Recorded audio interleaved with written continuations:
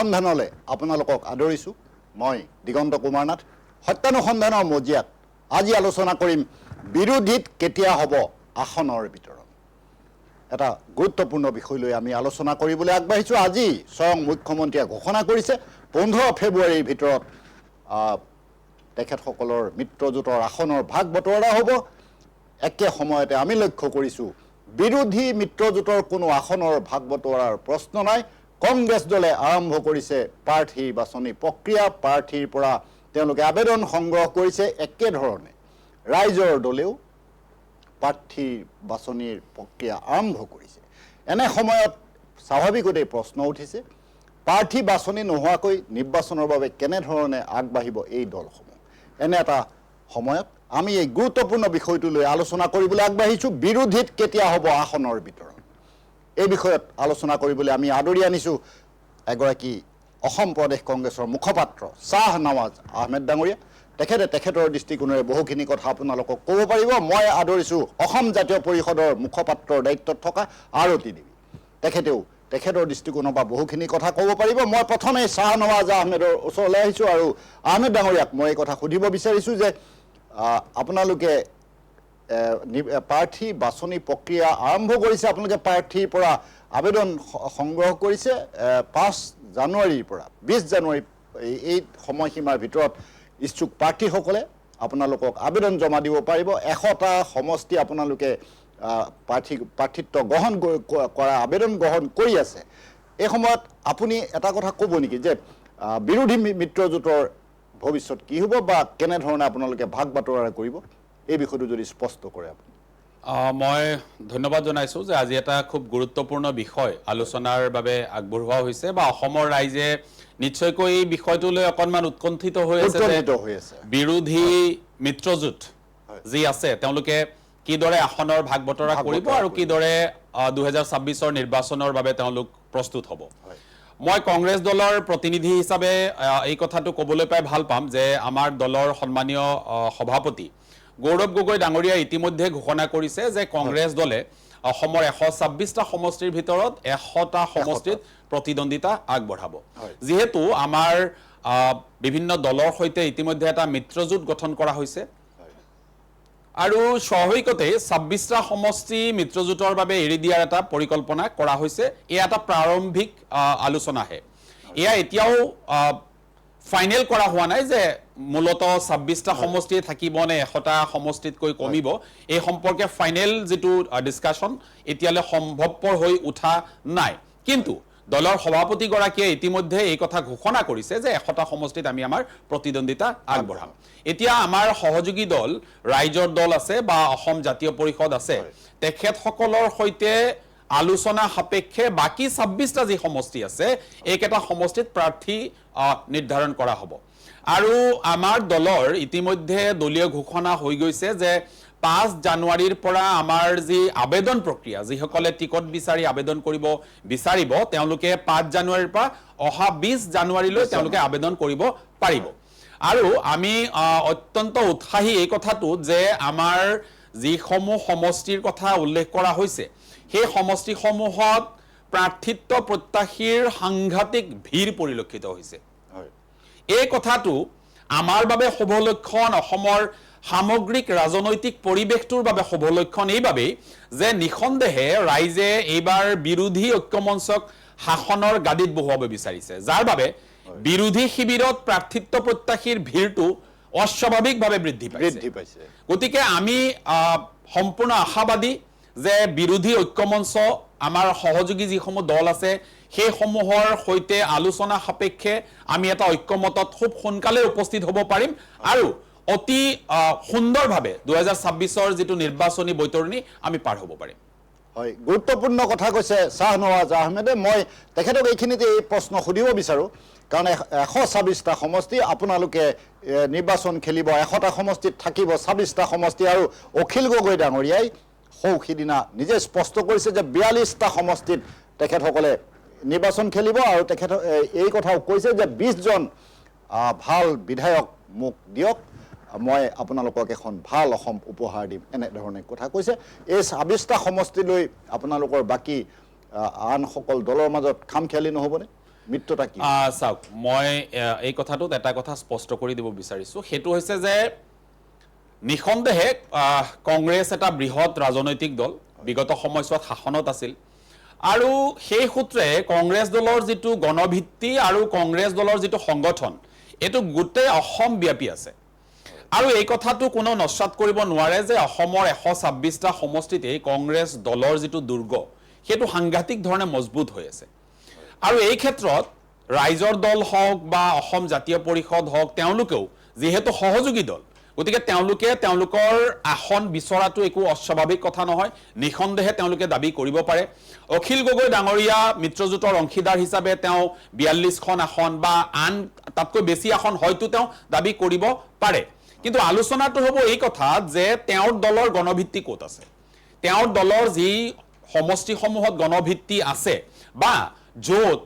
তেওঁৰ দলৰ প্ৰাৰ্থী প্ৰক্ষেপ কৰিলে বিৰোধী ঐক্যমঞ্চই অতি সহজতে সেই সমষ্টিসমূহৰ পৰা জয়লাভ কৰিব পাৰিব সেই কথাটো কিন্তু নিৰ্ধাৰণ কৰিব লাগিব আৰু সময়ত সেই কথাটো কিন্তু নিৰ্ধাৰণ কৰা হ'ব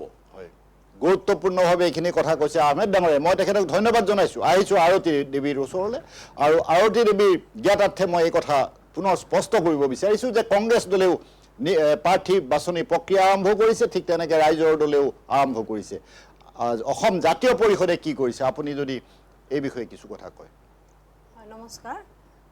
আমাৰ অসম জাতীয় পৰিষদে আপোনাৰ 26খন আসন বিচাৰিছে য'ত আমাৰ যোগ্য প্ৰাৰ্থী বহুকেইজন আছে তাৰে মাজতে আপোনাৰ 26খন আসন বিচাৰিছে আৰু এতিয়াতো গমেই পাইছে অসম জাতীয় পৰিষদক ৰাইজে কেনেকৈ আঁকোৱালি লৈছে বা লুৰিণজ্যোতি গগৈ ডাঙৰীয়া যিটো সমাদৰ বাঢ়িছে সেই সমাদৰৰ কাৰণে অসম জাতীয় পৰিষদ এতিয়া বহু দূৰলৈ আগুৱাই গৈছে য'ত অগণন বিজেপিৰ পৰা আপোনাৰ বিভিন্ন ধৰণৰ দলৰ পৰা আহি আমাৰ অসম জাতীয় পৰিষদত যোগদান কাৰ্যসূচী তেনেকৈ আৰম্ভ কৰা গৈছে আৰু ৰাইজে খুব আঁকোৱালি লোৱাৰ কাৰণে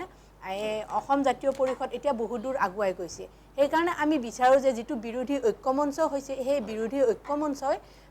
তেওঁলোকে যিখিনি আলোচনা কৰিব আমাৰ তাতে সভাপতি লুৰিণজ্যোতি গগৈ ডাঙৰীয়া আছে আৰু বিভিন্ন জ্যেষ্ঠজন আছে তেওঁলোকে আলোচনা কৰি তেনেকুৱা বিৰোধী ঐক্যমঞ্চখন যাতে মজবুত হৈ অনাগত 26ত যাতে বিজেপিক ধূলিচ্ছাত কৰিব পাৰে তেনেধৰণে যাতে সকলো কাম আগবাঢ়ি যায় আমি তাকে ভাবিয়েই এই প্ৰস্তাৱটো লোৱা হৈছে আৰু বিৰোধী ঐক্যমঞ্চ কিন্তু মজবুত হ'ব বুলি 26ত আমি আপোনালোক আশাবাদী নিশ্চয় আৰতী দেৱীয়ে এই কথা ক'ব নেকি এই 26ৰ এই বছৰ যি নিৰ্বাচন আমাৰ অনুষ্ঠিত হ'ব এই নিৰ্বাচনত আমাৰ ৰাজ্যত বিৰোধীয়ে আমাৰ শাসকীয় দলক ধূলিচ্ছাত কৰিব পাৰিব আপুনি বিশ্বাস কৰেনে নিশ্চয় আপুনি চাওক যিটো বিজেপিৰ আপোনাৰ ৰাজনীতি চলি আছে ধৰ্মৰ ৰাজনীতি এই ধৰ্মৰ ৰাজনীতিটো কিন্তু আমাৰ অসমৰ মানুহে কেতিয়াও নিবিচাৰে সকলোৱে এই সিদিনাখন আপোনাৰ মুখ্যমন্ত্ৰী ডাঙৰীয়াই কৈছে যে ইয়াত আপোনাৰ শংকৰ আজানৰ দেশ বুলি ক'ব নালাগে ইয়াত শংকৰ মাধৱৰ দেশ বুলি ক'ব বিচাৰিছে তাতে কিন্তু তেওঁ সাম্প্ৰদায়িক যিটো ৰাজনীতি সেইটো ওলাই পৰিছে ইয়াত আমি সকলো শংকৰ আজান মাধৱৰ দেশ বুলিয়ে আমি ক'ব লাগিব কাৰণ আমি যেতিয়াৰ পৰাই জন্ম পাইছোঁ আমি এডাল ৰছীৰে সদায় আগবাঢ়ি গৈছোঁ আমি সকলো একেখন দোলেৰে আগবাঢ়ি গৈছোঁ সেই ক্ষেত্ৰত আজি মুখ্যমন্ত্ৰী ডাঙৰীয়াই যিটো সাম্প্ৰদায়িক ৰাজনীতি কৰিছে তাৰ কাৰণে কিন্তু অসমৰ পৰিস্থিতি কিন্তু খুব বেয়াৰ ফালে ঢাল খাইছে সেই ক্ষেত্ৰত ৰাইজে এতিয়া জনা বুজা হৈছে এতিয়া যিবোৰ আঁচনি দিছে সেই আঁচনিবোৰৰ কাৰণে কিন্তু মুখ্যমন্ত্ৰী ডাঙৰীয়াই যিটো ভাবি আছে যে সিদিনাখন কৈছে তেওঁ মহিলাৰ ভোটেৰেই তেওঁ মানে জিকি যাব কিন্তু সেইটো তেওঁ ভবা কথা নহয় যে মহিলাৰ আজি 1250 টকাই এগৰাকী মহিলাক দি পিনে তেওঁ যে আগবাঢ়ে তেওঁ আজি অসমত কি কৰিছে এতিয়া তেওঁ কি কৰিছে ঘৰৰ ভিতৰতে গোটেই ৰাজনীতিখন আৰম্ভ কৰিছে তেওঁ মুখ্যমন্ত্ৰীৰ পত্নীৰ পৰা মুখ্যমন্ত্ৰীৰ সোঁৱেবাৰে যিসকল আছে ভাই বুলি কৈছোঁ মানে ভাই বুলি ক'ব গ'লে আপোনাৰ মুখ্যমন্ত্ৰীৰ যিবোৰ আমোলা আছে সেইবোৰে আজি অসমখন গোটেই ধ্বংসৰ ফালে আগবঢ়াই লৈ গৈছে যিটো মূল্য বৃদ্ধি হৈছে আজি কণীৰ দাম চাওক আমি কণী 250 টকা 260 টকালৈ আগবাঢ়িছে আলুৰ দাম আজিলৈকে কমা নাই 30 টকালৈ আছে তেনেকুৱা ধৰণে যিবোৰ বস্তু আজি মহিলাসকলৰ অত্যাৱশ্যকীয় সামগ্ৰী সেই সামগ্ৰীবোৰে কিন্তু এখন ঘৰ কুঙা কৰি পেলাইছে আজি কি হৈছে অসমখন অকল আদানী আম্বানীৰ অসম কৰি পেলাইছে আমাৰ থলুৱা অসমীয়াৰ নাই আজি অসমীয়া হাহাকাৰ কৰিব লগা হৈছে কিহৰ কাৰণে যে তেওঁলোকৰ আজি অৱস্থা বেয়া হৈছে আজি সিদিনা আজি মই নিউজত পাইছোঁ যে আজাৰা আমাৰ অসমীয়া কিমান ঘৰ আপোনাৰ উচ্ছেদ কৰিবলৈ আগবাঢ়িছে সেই ক্ষেত্ৰত তেনেকুৱা ধৰণৰ বিভিন্ন ধৰণৰ উচ্ছেদিত হৈ আছে কিন্তু সেই অসমখন আমি কেতিয়াও আদানী আম্বানীৰ অসম কৰিবলৈ নিবিচাৰোঁ আমি সদায় আমাৰ হৈ থাকিব লাগিব সেইকাৰণে আমি ভাবো যে এইবাৰ বিজেপি ধুলিচ্ছাত হৈ যাব এইবাৰ বিৰোধী ঐক্যমঞ্চৰ চৰকাৰ গঠন কৰিব আমাৰ মুখ্যমন্ত্ৰী ডাঙৰীয়াই কৈছিলে যে নাৰীৰ ভোটেৰেই তেখেতে জয়লাভ কৰিব কিন্তু এগৰাকী নাৰীয়ে ইয়াৰ বিৰুদ্ধাচৰণ কৰিছে আমাৰ আৰতি দেৱী যিহেতু নাৰী তেখেতে এই কথাত সন্মত হোৱা নাই কৈছে বিৰোধী দল আমাৰ শাসকীয় দল ধুলিচ্ছাত হ'ব বিৰোধীয়ে ক্ষোভ প্ৰকাশ কৰিছে মই আৰতি দেৱীৰ ওচৰলৈ পুনৰ আহিম এতিয়া আহিছোঁ শ্বাহনৱাজ আহমেদৰ ওচৰলৈ আৰু তেখেতক মই এই কথা সুধিব বিচাৰিছোঁ যে আপুনি অকণমান আগতে শুনিলে যে আৰতি দেৱে ক'লে অসম জাতীয় পৰিষদে 26খন আসন বিচাৰিছে আৰু অকণমান আগতে ময়ো ক'লোঁ যে অখিল গগৈয়ে 42খন আসন বিচাৰিছে যদি এনেধৰণৰ প্ৰক্ৰিয়াবিলাক হয় আপোনালোকৰ বাকী থকা 26খন আসন ভাগ বতৰা কৰিব পৰা নাযাব আৰু এটা বিৰোধীৰ মাজত বিভাজনৰ সৃষ্টি হ'ব নেকি দ্বন্দ্বৰ সৃষ্টি হ'ব নেকি আপুনি এই সন্দৰ্ভত কি কয় মই এটা কথা গোটেই অসমবাসীক স্পষ্ট কৰি দিব বিচাৰিছোঁ যে খুব পৰিকল্পিতভাৱে এইটো এটা সুপৰিকল্পিত সিদ্ধান্তৰ ফচল যে বিৰোধী এইবাৰ একত্ৰিত হৈছে আজি আমি ধৰ্ম নিৰপেক্ষ যিসমূহ ৰাজনৈতিক দল আছে সেইসমূহ একত্ৰিত হৈছোঁ এইটো কথা মন কৰিব যে আজি এই যিটো বিৰোধী ঐক্যমঞ্চ আছে এই ঐক্যমঞ্চত প্ৰৱেশৰ বাবে AIUDF কিন্তু সাংঘাতিক ধৰণে প্ৰচেষ্টা অব্যাহত ৰাখিছিল বা ৰাখিছে তাত কিন্তু সম্পূৰ্ণভাৱে নস্যাৎ কৰা হৈছে কাৰণটো হৈছে যে আজিৰ তাৰিখত শাসনত বহি থকা বিজেপি দলটোৱে যেটো এই পোলাৰাইজেশ্যনৰ পলিটিক্স যেটো কৰিছে এই পলিটিক্সটো কিন্তু অসমৰ মানুহে একেবাৰে বৰ্জন কৰিবৰ বাবে সিদ্ধান্ত গ্ৰহণ কৰিছে মোৰ সহযোগী অসম জাতীয় পৰিষদৰ সতীৰ্থগৰাকী যেটো কথা ক'লে মই এই কথাটোত সহমত পোষণ কৰি ক'ব বিচাৰিছোঁ যে আজি অসমত যেটো ৰাজনীতি হৈছে এই ৰাজনীতিটোৰ মূল উৎসটো হৈছে তেওঁলোকৰ ধৰ্ম যে ধৰ্মীয়ভাৱে মানুহক আবেগিক কৰি ধৰ্মীয়ভাৱে মানুহক এনেধৰণে মানুহক আবেগিক কৰিব বিচৰা হৈছে যে অসমত ইস্যু মাত্ৰ কেৱল ধৰ্মৰ ওপৰত ভিত্তি কৰি এখন ৰাজ্য নচলে আজি মূল্য বৃদ্ধিৰে অসমক কুঙা কৰিব বিচৰা হৈছে যে ইনফ্লেশ্যন ৰেটত যদি আপুনি চাবলৈ যায় আজি ওলোৱা তথ্য হৈছে যে অসম হৈছে গোটেই ভাৰতবৰ্ষৰ ভিতৰত 4 নম্বৰ স্থান দখল কৰিছে এই ইনফ্লেশ্যনত মানে মুদ্ৰাস্ফীতিৰ ক্ষেত্ৰত মানে ইমান বেয়া ধৰণে মূল্য বৃদ্ধি হৈছে লগতে মই এটা কথা কম আজি চাকৰিৰ ক্ষেত্ৰত আজি যেতিয়া আপোনাৰ ষ্টুডিঅ'লৈ মই আহি আছিলোঁ তেতিয়া দেখিছোঁ যে গোটেই গুৱাহাটী চহৰখনত ডাঙৰ ডাঙৰ হোৰ্ডিং লগোৱা হৈছে মিথ্যাচাৰৰ হোৰ্ডিং তাত কোৱা হৈছে যে প্ৰতিশ্ৰুতি দিলোঁ প্ৰতিশ্ৰুতি পালন কৰিলোঁ এই কথাটো দি মুখ্যমন্ত্ৰী মহোদয়ৰ ফটো সম্বলিত পোষ্টাৰ লগোৱা হৈছে তাত কোৱা হৈছে যে 1,45,000 চাকৰি হেনো তেওঁলোকে দিলে এবাৰ আমাৰ প্ৰশ্নটো হৈছে য'ত কোৱা হৈছিল বছৰি 1 লাখ চাকৰি দিম বুলি এয়া জানো চৰম মিথ্যাচাৰ নহয় যে যোৱা 5টা বছৰত মাত্ৰ 1,45,000 চাকৰি দি সেইখিনি কথাকে তেওঁলোকে আওৰাই অসমবাসীক আবহাওয়া বাঢ়িবলৈ চেষ্টা কৰা নাইনে যেটো সময়ত চৰকাৰখন শাসনলৈ অহাৰ আগত অসমবাসীক কৈছিল যে নিবনুৱা সমস্যাৰে ভাৰাক্ৰান্ত এখন ৰাজ্যত নিবনুৱাসকলৰ সংস্থাপনৰ বাবে চৰকাৰে বছৰি 1 লাখকৈ চাকৰি দিব আৰু 5টা বছৰত তেওঁলোকে পুতৌজনকভাৱে 1,45,000 নিবনুৱা যুৱককহে চাকৰি দিবলৈ সক্ষম হৈছে বৰ আচৰিত কথাটো হৈছে এইখন চৰকাৰৰ দিনত ডাবল ইঞ্জিন চৰকাৰ বুলি তেওঁলোকে কয় এইখন চৰকাৰে অসমত বিদেশীৰে ভৰি থকা বুলি কয় কিন্তু বৰ পুতৌজনকভাৱে অসম বিধানসভাত অসমৰ মাননীয় মুখ্যমন্ত্ৰীগৰাকীয়ে দিয়া তথ্য অনুসৰি তেওঁ বিগত সময়ছোৱাত চিনাক্তকৰণ কৰিছে 32,207 গৰাকী বিদেশী তাৰ পৰা তেওঁ বহিষ্কৰণ কৰিছে মাত্ৰ 1416 গৰাকী গৃহ বিভাগৰ দায়িত্বত থকা ইমান ডাঙৰ এটা বিয়াগুম প্ৰশাসনৰ দায়িত্বত থকা মুখ্যমন্ত্ৰী গৰাকীৰ এই যেটো কৰ্মকাণ্ড এই অসহায় কৰ্মকাণ্ডক কিন্তু অসমবাসী আৰু ভাল পোৱা নাই মই আৰু এটা তথ্য আপোনালোকক দিব বিচাৰিছোঁ বিহাৰ নিৰ্বাচনত এই যেটো হিতাধিকাৰী সৃষ্টি কৰি যি ৰাজনীতি সেই কৌশলপূৰ্ণ ৰাজনীতিত দেখা গ'ল যে তেওঁলোকে তাতে মহিলাসকলক টাৰ্গেট কৰি হিতাধিকাৰী সৃষ্টি কৰাৰ বাবে বিগত সময়ছোৱাত 71% মহিলাই তাত ভোটদান কৰিলে আৰু একেই যেটো ফৰ্মুলা এটো অসমত এবাৰ বিজেপি চৰকাৰে কৰিব বিচাৰিছে তেওঁলোকে অসমত কেৱল মাত্ৰ হিতাধিকাৰী সৃষ্টি কৰি মানুহৰ মগজুত কেৱল এটা কথাই সোমাব বিচাৰিছে যে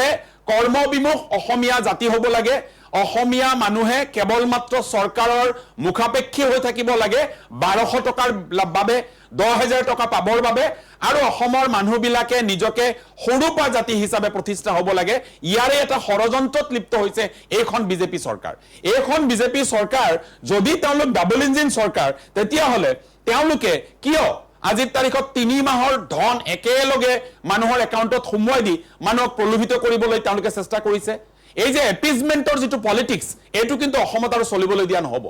আজি আপোনালোকক আৰু এটা কথা কম যে এছআৰৰ নামত যেটো এটা ষড়যন্ত্ৰ অসমত এতিয়া আৰম্ভ হৈছে এই ষড়যন্ত্ৰই এই বিজেপি চৰকাৰক অসমৰ বুকুৰ পৰা এবাৰ ধুলিচ্ছাত কৰিব নিখন্দেহে কাৰণটো মই কৈ দিছো শুনক আজি অসমৰ বিভিন্ন সমষ্টিসমূহত আমি দেখিবলৈ পালো যে তাত অবাধ হাৰত মানুহৰ নাম ভোটাৰ তালিকাৰ পৰা বিলুপ্ত কৰা হৈছে বা কৰ্তন কৰা হৈছে কাৰণটো কি আমি বুজিব পৰা নাই তাত যিসমূহ নোটিছ ইস্যু কৰা হৈছে তাত কোৱা হৈছে যে মানুহবিলাক হেনো পাৰ্মানেন্টলি সেই ঠাইৰ পৰা তেওঁলোক গুচি গৈছে এবাৰ আমাৰ প্ৰশ্নটো হৈছে যিসমূহ মানুহ পাৰ্মানেন্টলি তাৰ পৰা গুচি গৈছে তেওঁলোক কলৈ গ'ল যদি কৰবালৈ তেওঁলোক গৈছে তেতিয়া তাত তেওঁলোকৰ ভোটাৰ তালিকাত নাম কিয় সন্নিবিষ্ট কৰা হোৱা নাই আজি আপোনাৰ টকশ্বত আহি থাকোতে মই তথ্য সহকাৰে আপোনাক কম যে আমাৰ কংগ্ৰেছ দলৰে এগৰাকী কৰ্মী গুৱাহাটীৰ বাসিন্দা তেওঁলোকৰ এপিক নাম্বাৰত 22 গৰাকী অচিনাকি মানুহৰ নাম সোমাইছে ভোটাৰ তালিকাত তেওঁ অবাক যে তেওঁৰ সেই একেটা ঘৰৰ নম্বৰত কিদৰে 22 গৰাকী মানুহ অচিনাকি মানুহ সেই মানুহবোৰৰ নাম সোমাল যিসমূহ তেওঁলোকৰ পৰিয়ালৰ সৈতে কোনো সম্পৰ্ক নাই আজি এই যে মানুহৰ নাম অচিনাকি এইবোৰ মানুহ এই মুখ্যমন্ত্ৰীয়ে যেটো অচিনাকি নেৰেটিভ তেওঁ সৃষ্টি কৰিব বিচাৰিছে এটো এটা ভুৱা নেৰেটিভ আজি সত্য নেৰেটিভটো হৈছে এইটো যে এছআৰৰ জৰিয়তে অসমত অবাধ হাৰত বহিৰাগত বহিৰাজ্যৰ পৰা মানুহ আমদানি কৰি আনি নামসমূহ সোমোৱাই দিছে আৰু প্ৰকৃত ভাৰতীয় মানুহৰ নাম কৰ্তন কৰি তেওঁলোকে এটা ষড়যন্ত্ৰমূলকভাৱে এইবাৰৰ যেটো নিৰ্বাচন তেওঁলোকে এই নিৰ্বাচনী বৈতৰণি পাৰ হ'ব বিচাৰিছে কাৰণটো হৈছে বিজেপি দলৰ অপশাসনৰ পৰা অসমে মুক্তি বিচাৰিছে অসমৰ প্ৰতিজন মানুহে অকনমান মুক্তভাৱে উশাহ ল'ব বিচাৰিছে বিজেপিৰ অপশাসন শেষ কৰি আৰু সেইভাবে বিৰোধী ঐক্যমঞ্চক লৈ যেটো সমালোচনা মুখ্যমন্ত্ৰীয়ে কৰিছে বা বিভিন্ন দল সংগঠনবোৰে কৰিব বিচাৰিছে এইটো এটা অমূলক কথা কাৰণটো স্পষ্ট যে বিৰোধী ঐক্যমঞ্চৰ মাজত আসন ভাগ বটোৱাৰাক লৈ অকনমান কৰবাত দুই এক কথা ইফাল সিফাল হ'ব পাৰে এটো স্বাভাৱিক কথা এটা পৰিয়ালৰ মাজত যেতিয়া কেবাজনো সদস্য থাকে তেতিয়া হলে একেবাৰে ঘনিষ্ঠ সম্পৰ্ক থকা এটা পৰিয়ালৰ মাজতো কিন্তু সৰু সৰু কথা বতৰাবোৰ লৈ কেতিয়াবা অকনমান সংঘাত হয় তাৰ পিছত হেতু মিলি যায় গতিকে আমাৰ মাজত আজি এজেপিৰ কথাই কক বা আপুনি অখিল গগৈ ডাঙৰীয়াৰ কথাই কক তেওঁলোকৰ লগত যেটো আমাৰ যেটো গঠবন্ধন এটো অটুট আছে অটুট থাকিব 2026ত এই গঠবন্ধনে সাংঘাতিকভাৱে বিজেপিক এটা ডিফিট কৰিবৰ কাৰণে যেটো কৰিবলগীয়া কাম হেতু কিন্তু কৰিব আহমেদ ডাঙৰীয়া বহুখিনি কথা ক'লে মই আপোনাক পোনপটীয়াকৈ এই কথা সুধিব বিচাৰিছোঁ এনেধৰণৰ যিসমূহ অভিযোগ আপুনি এটা উত্থাপন কৰিলে এই অভিযোগসমূহ নিৰ্বাচনৰ পূৰ্বে জনসাধাৰণৰ ওচৰলৈ লৈ যোৱা হ'বনে বিৰোধীয়ে লৈ যাবনে আমিতো এই ক্ষেত্ৰত মই কম আজি গৌৰৱ গগৈ ডাঙৰীয়াৰ নেতৃত্বত উজনিৰ পৰা নামনিলৈ যেটো বিৰোধী ঐক্যমঞ্চ বুলি কম মই কংগ্ৰেছ সমন্বিত বিৰোধী ঐক্যমঞ্চৰ প্ৰতি মানুহৰ যেটো স্বতঃস্ফূৰ্ত যেটো অংশগ্ৰহণ মানুহৰ যেটো সহাৰি এটো কিন্তু আমি সঁচাকৈ আপ্লুত হৈছো কাৰণ আজি অসমৰ ইমূৰৰ পৰা সিমূৰলৈ কংগ্ৰেছ সমন্বিত বিৰোধী ঐক্যমঞ্চৰ গ্ৰহণযোগ্যতাটো কোনো নুই কৰিব নোৱাৰে যাৰ বাবে বিৰোধী ঐক্যমঞ্চৰ মাজত যাতে কিবা কেৰুণ সৃষ্টি কৰিব পাৰি কিবা সংঘাত সৃষ্টি কৰিব পাৰি কিবা দ্বন্দ্বৰ সৃষ্টি কৰিব পাৰি এটোৰ বাবে বিজেপি দল সমন্বিতে তেওঁলোকৰ প্ৰতিজন নেতা প্ৰতিজন কৰ্মী আনকি তেওঁলোকৰ দলৰ যিগৰাকী সভাপতি আৰু মুখ্যমন্ত্ৰী ডাঙৰীয়া হততে প্ৰচেষ্টা অব্যাহত ৰাখিছে যাতে বিৰোধী ঐক্যমঞ্চৰ মাজত কিবা কেৰুণ সৃষ্টি কৰিব পাৰি কিন্তু মই আজি আপোনাৰ এই টকশ্বৰ জৰিয়তে বিজেপি দল সমন্বিত অসমৰ মুখ্যমন্ত্ৰীৰ লগতে বিজেপি দলৰ সভাপতি ডাঙৰীয়াক এটা কথা স্পষ্ট কৰি দিব বিচাৰিছো যে অসমত বিৰোধী ঐক্যমঞ্চৰ মাজত কোনো দ্বন্দ্ব নাই নাছিল আৰু দ্বন্দ্ব নহয় বিৰোধী ঐক্যমঞ্চ সুচাৰুৰূপে আৰু সুপৰিকল্পিতভাৱে সংঘবদ্ধভাৱে বিজেপিৰ বিৰুদ্ধে যি তেওঁলোকৰ ৰণ এই ৰণ আগুৱাই নিব আৰু এই ৰণত কিন্তু বিজেপি বিৰোধী ঐক্যমঞ্চৰ জয় নিশ্চিতভাৱে হ'ব। এটা কথা আপোনালোকে মন কৰিব যে যেতিয়াৰে পৰা অখিল গগৈ ডাঙৰীয়া বা লুৰিণজ্যোতি গগৈ ডাঙৰীয়াৰ সৈতে কংগ্ৰেছ দলৰ এটা ঘনিষ্ঠ সম্পৰ্ক হৈছে বা এই যে ঐক্যমঞ্চ হিচাপে যেতিয়াৰ পৰা আত্মপ্ৰকাশ কৰিছে তেতিয়াৰে পৰা কিন্তু অসমৰ মুখ্যমন্ত্ৰীগৰাকীৰ টোপনি নোহোৱা হৈছে। তেওঁ ভাবিছে যে এই তেওঁৰ যিটো পলাৰাইজেশ্যনৰ পলিটিক্স, হিন্দু মুছলমানৰ যিটো ৰাজনীতি, এই যে আভুৱা ভৰা কথা বতৰাৰে যিবোৰ ৰাজনীতি তেওঁ কৰিব বিচাৰিছে সেই ৰাজনীতিয়ে হয়তো অসমবাসীয়ে গ্ৰহণ কৰিব, কিন্তু একত্ৰিত বিৰোধী ঐক্যমঞ্চক দেখি তেওঁ সাংঘাতিক ধৰণে ভয় খাইছে, যাৰ বাবে তেওঁ এছআৰৰ সহায় লৈ ষড়যন্ত্ৰমূলকভাৱে 2026 নিৰ্বাচনী বৈতৰণি পাৰ হোৱাৰ প্ৰয়াস কৰিছে। গুৰুত্বপূৰ্ণ কথা কৈছে আহমেদ ডাঙৰীয়াই। মই তেখেতক ধন্যবাদ জনাইছোঁ। তেখেতৰ ওচৰলৈ পুনৰ আহিম। এতিয়া আহিছোঁ আৰতি দেৱীৰ ওচৰলৈ, আৰু আৰতি দেৱীক মই এটা কথা সুধিব বিচাৰিছোঁ। অকণমান আগতে আপুনিয়ে কৈছে যে বহুখিনি দলৰ মানুহ আপোনালোকৰ দললৈ আহিছে, সেই বিষয়ে আমিও কিছু তথ্য লাভ কৰোঁ, কিন্তু মই আপোনাক সুধিব বিচাৰোঁ লুৰিণজ্যোতি গগৈয়ে আজমলৰ দুৰ্গ খহাব বিচাৰিছে নেকি? আপোনাক প্ৰশ্নটো সোধাৰ এটা কাৰণ আছে। একদম অতি শেহতীয়াকৈ এজিপিত যোগদান কৰিছে আপোনাৰ ৰেজাউল কৰিম চৌধুৰীয়ে। ৰেজাউল কৰিম চৌধুৰীয়ে যোগদান কৰাৰ পাছত কিন্তু AIUDFেও প্ৰত্যাহ্বান জনাইছে আপোনালোকক। কি হ'বগৈ পাৰে নিৰ্বাচনী? এতিয়া চাওঁ, AIUDFটো হ'ল আমাৰ মুখ্যমন্ত্ৰী যিটো আপোনাৰ বদৰুদ্দিন আজমল ভাই ককাইৰ নিচিনা। তেওঁ কি সাম্প্ৰদায়িক ৰাজনীতিটো তেওঁৰ ক্ষেত্ৰতো খুব চলে। তেওঁ ইয়াতে কয় যে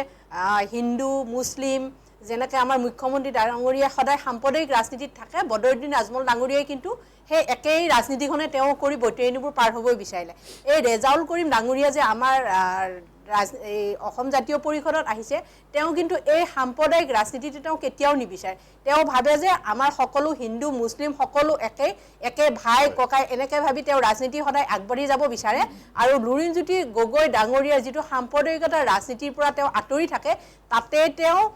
তেওঁৰ প্ৰতি অনুপ্ৰাণিত হৈ অসম জাতীয় পৰিষদত জইন কৰিছে। এই ক্ষেত্ৰত মই এটা কথা এড কৰিম আপোনাক, সেইটো হৈছে যে অসমৰ ৰাজনীতিত এই যে সাম্প্ৰদায়িকতা, এইটো আৰম্ভ কোনে কৰিছে?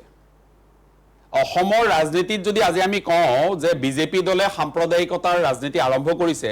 তাত ক'ৰবাত নহয় ক'ৰবাত AIUDF দলটোও হাত উজান দিছে। নিশ্চয়।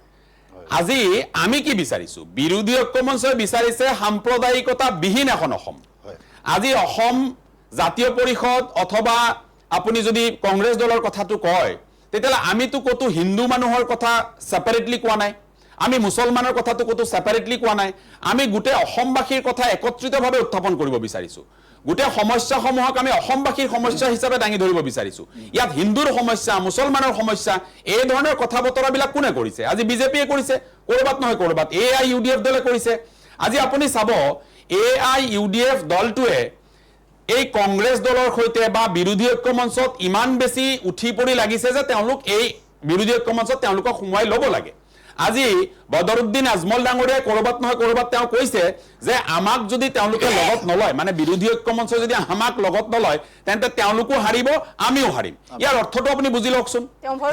ভয় খাইছে যে আজি যেতিয়া বিৰোধী ঐক্যমঞ্চ একত্ৰিত হৈছে, য'ত বদৰুদ্দিন আজমলৰ স্থানটো শূন্য কৰা হৈছে, তাত তেওঁ ভয় খাইছে। কাৰণ বিজেপিৰ সহায় লৈ তেওঁ মানুহৰ ওচৰলৈ যাব নোৱাৰে। মানুহে তেওঁক এটা প্ৰশ্ন কৰিবলৈ ধৰিছে যে আপুনি বিজেপি দলৰ বি টিম হৈ কাম কৰিছে নেকি? এটা মষ্ট ইণ্টাৰেষ্টিং কথা কওঁ, সদ্য মানে পদত্যাগী এগৰাকী সংখ্যালঘু ছাত্ৰ ইউনিয়নৰ এগৰাকী বিষয়ববীয়া সভাপতি, সদ্য পদত্যাগী, তেওঁৰ বয়স হোৱাৰ বাবে তেওঁ এতিয়া পদত্যাগ কৰিছে। তেওঁ কোন দলত, ৰাজনৈতিক দলত যোগদান কৰিব সেয়া তেওঁৰ ব্যক্তিগত বিষয়। আজি সেইগৰাকী ব্যক্তি কংগ্ৰেছ দলত যোগদান কৰিব বুলি এটা কথা ওলাইছে। এতিয়াও এই কথাটোত আমি হয়তো নিশ্চিতকৰণ দিব নোৱাৰিম, সময়ে ক'ব। কিন্তু আমাৰ কথাটো হৈছে যে এগৰাকী সংখ্যালঘু ছাত্ৰ সন্থাৰ নেতা, তেওঁ এতিয়া ৰাজনীতি কৰিবৰ বাবে মন মেলিছে, তেওঁ ৰাজনৈতিক দলত যোগদান কৰিব, তেওঁ ব্যক্তিগতভাৱে উচিত সিদ্ধান্ত এটা ল'ব। তেওঁ কোনোবা এটা দলত যোগদান কৰিব এই কথাটো ওলাইছে, আৰু সেয়া লৈ আমি দেখিছোঁ গোটেই অসমৰ AIUDFৰ দলৰ কৰ্মী নেতাসকল এতিয়া উত্ৰাৱল হৈ গৈছে যে কিয় সেইগৰাকী নেতা কংগ্ৰেছ দলত যোগদান কৰিব, তালৈ কিয় যাব। মানে তেওঁলোকে এইটো বুজাব বিচাৰিছে যে এই ছাত্ৰ নেতাজন তেওঁলোকৰ দলত যাব লাগিছিল, আমাৰ দললৈ আহিব তেওঁলোকৰ দলত যাব লাগিছিল। কিন্তু মই কৈছো আজি মই ব্যক্তিগতভাৱে যেতিয়া কংগ্ৰেছ দলত যোগদান কৰিছিলো সেই একেই প্ৰসংগ কিন্তু উত্থাপন হৈছিলে। মই ব্যক্তিগতভাৱে ৰাজনীতি কোনটো দলৰ লগত কৰিম আৰু কোনটো দলে গোটেই অসমখনৰ সামগ্ৰিক উন্নতি কৰিব মই সেই দলটোৰ লগত সদায় থাকিম। আজি মই অসমীয়া হিচাপে, অসমৰ ল'ৰা হিচাপে অসমৰ সামগ্ৰিক উন্নয়নটো বিচাৰো। মই সকলো জাতি জনগোষ্ঠীৰ সম উন্নয়নত বিশ্বাসী মানুহ এজন। গতিকে মই ভাবো বিৰোধী ঐক্য মঞ্চৰ প্ৰতিটো দল, কংগ্ৰেছ সমন্বিত প্ৰতিটো দল কিন্তু এই নীতিত বিশ্বাসী যে আমি সমদৃষ্টিৰে প্ৰতিটো জাতি জনগোষ্ঠীক একেলগে লৈ আমি এখন বৰ অসমৰ ভেটি গঢ়িব বিচাৰিছো। ইয়াত হিন্দু মুছলমানক আমি ছেপাৰেটকে চাই এটা বিভাজনমুখী ৰাজনীতি কিন্তু আমি ইয়াত কৰিব বিচৰা নাছিলো। আজি আপোনালোকে আৰু এটা কথা মন কৰিব যে বিগত সময়ছোৱাত ধুবুৰী লোকসভা সমষ্টিত যেতিয়া বদৰুদ্দিন আজমল ডাঙৰীয়াই পৰাজয় বৰণ কৰিলে তাৰ পিছৰে পৰা তেওঁ ৰাজনীতিৰ পৰা এক প্ৰকাৰ সন্যাস লৈছিল। কিন্তু হঠাৎ 2026 নিৰ্বাচনৰ প্ৰাক্ষণত তেওঁ আকৌ অসমলৈ আহিছে, আহি বিভিন্ন ধৰণৰ বিভ্ৰান্তিমূলক কথা বতৰা কৈ অসমৰ ৰাইজক তেওঁ বিপথে নিব বিচাৰিছে। আমি এনেধৰণৰ ৰাজনীতি কিন্তু ঘৃণা কৰিছো। কাৰণটো হৈছে অসমত হিন্দু মুছলমানৰ ৰাজনীতি একেলগে চলিব লাগিব, হিন্দু মুছলমানৰ উন্নয়ন সামগ্ৰিকভাৱে একেলগে চলিব লাগিব। কোনোবাই হিন্দুক লৈ ৰাজনীতি কৰিব, কোনোবাই মুছলমানক লৈ ৰাজনীতি কৰিব, এনে ৰাজনীতিৰ অৱসান কিন্তু অসমৰ ৰাইজে বিচাৰিছে। আহমেদ ডাঙৰীয়া মই গোটেইখিনি কথা বুজি পালোঁ, কিন্তু আপোনাক মই সুধিব লগা কথাটো হ'ল আগন্তুক নিৰ্বাচনত অচিনাকি মানুহে বিৰোধীক ভোট দিব নে নাই সেইটো কথা। এতিয়া মই যদি আপোনাক এই প্ৰশ্নটো কৰোঁ অচিনাকি মানুহ কোন, এইটোতো ডাঙৰ কথা। What is the definition of this unidentified people? অচিনাকি মানুহ কোন? মই অসমৰ মুখ্যমন্ত্ৰী ডাঙৰীয়াক সুধিব বিচাৰিছোঁ অচিনাকি মানুহ কোন, স্পষ্ট কৰক। তেওঁতো আজিলৈ কোনো ডেফিনেশ্যন দিব পৰা নাই অচিনাকি মানুহ কোন বুলি। সাংবাদিকে তেওঁক যেতিয়া সোধে অচিনাকি মানুহ কোন, তেতিয়া তেওঁ বিভিন্ন চালেবেৰে কোবোৱা যুক্তি দি পেলাই তেওঁ কথাটো তাতে তেওঁ শেষ কৰে। এতিয়া আমি স্পষ্টভাৱে আজি অন ৰেকৰ্ড, মই কংগ্ৰেছ দলৰ প্ৰতিনিধি হিচাপে মই অন ৰেকৰ্ড আপোনালোকৰ এই চেনেলৰ মাধ্যমেৰে অসমৰ মুখ্যমন্ত্ৰী ডাঙৰীয়াক পোনপটীয়াকৈ প্ৰশ্ন কৰিব বিচাৰিছো, তেওঁ অচিনাকি মানুহ বুলি কাক বুজাব বিচাৰিছে? কোন সেইসকল অচিনাকি? এতিয়া আমি সেই অচিনাকি মানুহ কোন সেইটো আমি বিশ্বাস নকৰো। কংগ্ৰেছ দলে কোনো চিনাকি অচিনাকি মানুহক বিশ্বাস নকৰে। কংগ্ৰেছ দল একমাত্ৰ দল বুলি মই কম যিটো দলে অসমৰ বুলি নহয় গোটেই ভাৰতবৰ্ষৰ গোটেই নাগৰিকসকলক একত্ৰিতভাৱে বিশ্বাস কৰে, ভাৰতবৰ্ষৰ সংবিধানখন বিশ্বাস কৰে, সংবিধানে স্বীকৃত যি অনুচ্ছেদসমূহ আছে সেই অনুচ্ছেদসমূহ বিশ্বাস কৰে। আজি ভোটাৰ তালিকাত নাম থকা ভাৰতীয় প্ৰতিজন মানুহক লগত লৈ কংগ্ৰেছ দলে ৰাজনীতি কৰিব বিচাৰিছে। আমি বিশ্বাস কৰো যে অসমৰ প্ৰতিজন বিবেকবান নাগৰিকে কংগ্ৰেছ দলক ভোট দিব, অসমৰ প্ৰতিজন বিবেকবান নাগৰিকে বিৰোধী ঐক্য মঞ্চৰ প্ৰতিটো দলক তেওঁলোকে ভোট দিব। কাৰণটো স্পষ্ট, এই যে অচিনাকি মানুহৰ ৰাজনীতি, এই ৰাজনীতিটো অসমৰ মুখ্যমন্ত্ৰীগৰাকীয়ে হঠাৎ নতুনকৈ সৃষ্টি কৰা এটা নেৰেটিভ, এইটো নেৰেটিভ অসমৰ মানুহে বিশ্বাস কৰা নাই। তেওঁ যে অচিনাকি মানুহৰ কথা কৈছে, আজি মই তাক প্ৰত্যাহ্বান জনাই সুধিব বিচাৰিছো, এই যে এছাৰৰ জৰিয়তে যিসকল অচিনাকি মানুহৰ ঘৰে ঘৰে নাম সোমোৱা হৈছে সেইসকলক তেওঁ কি বুলি অভিহিত কৰিব? তেওঁ সেইসকলক অচিনাকি বুলি কোৱাৰ সাহস তেওঁ হ'বনে? আজি অচিনাকি মানুহ বুলি যিসকলক তেওঁ ইংগিত কৰি বুজাব বিচাৰিছে এইটো তেওঁৰ ভুৱা নেৰেটিভ এটা। এই নেৰেটিভটো সৃষ্টি কৰি অসমৰ মানুহক কৰবাত নহয় কৰবাত আৱেগিক কৰি, অসমৰ মানুহক কৰবাত নহয় কৰবাত ভীতিগ্ৰস্ত কৰি তেওঁ ভোট লাভৰ এটা কৌশল অৱলম্বন কৰিছে। এই কথাটো অসমৰ মানুহে বুজিছে আৰু কংগ্ৰেছ সমন্বিতে বিৰোধী ঐক্য মঞ্চই এই গোটেই কথা বতৰাবোৰ ৰাইজৰ মাজত অতি স্পষ্টকৈ বুজাই দিবৰ বাবে সক্ষম। আৰু ইতিমধ্যে অসমৰ প্ৰতিজন মানুহে এই অচিনাকি মানুহৰ ভুৱা নেৰেটিভটো বুজিছে আৰু অসমৰ মুখ্যমন্ত্ৰীৰ এই নেৰেটিভটোক প্ৰত্যাখ্যান কৰিছে। গুৰুত্বপূৰ্ণ কথা কৈছে আহমেদ ডাঙৰীয়াই, তেখেতক মই ধন্যবাদ জনাইছোঁ। আৰু এটা গুৰুত্বপূৰ্ণ বিষয়ত আমি আলোচনা কৰি আছোঁ, বিৰোধীত কেতিয়া হ'ব আসনৰ বিতৰণ। আমি কিছু সময়ৰ পাছত অনুষ্ঠানলৈ পুনৰ উভতি আহিম। এতিয়া লৈছোঁ খন্তেক সময়ৰ বাণিজ্যিক বিৰতি।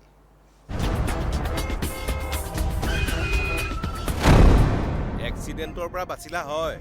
কিন্তু এই ধোঁৱা ধূলি সোপাৰ পৰা কেনেকৈ বাচিবা হে? এইবোৰে কলিজা হাওঁফাওঁ চব খাব, বুজিছা? হাৰ্ট এটেক হৈ মৰিব লাগিব। মোৰ চকুকেইটাও পুৰিছে, বুজিছেনে? মুঠৰ ওপৰত মৰণ ফান, উশাহৰ বায়ুকণো বিষাক্ত হ'ল। বিষাক্ত হ'ল বুলি নক'ব, আমাৰ কিছুমান কাম কাজেহে বায়ু বিষাক্ত কৰিলে।